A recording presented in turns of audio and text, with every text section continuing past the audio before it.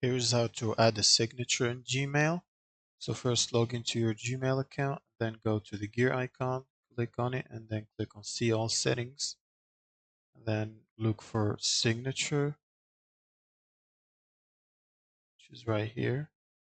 Then click on Create New, give it a name, Work, example, and then type the signature you want. For example, type this right here. You can also add images. I'm going to add the simple image for testing.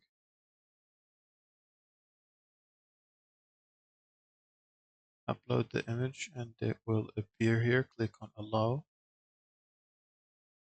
Then you might notice the image is too big.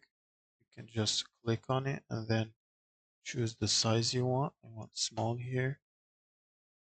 Then that's it. Gotta go back all the way to the bottom and then click Save. Then when you're typing an email, you can select a signature. Here, if you don't want no signature, but let's type something, then select Work Signature and it will appear. And that's it. Thank you guys for watching and subscribe.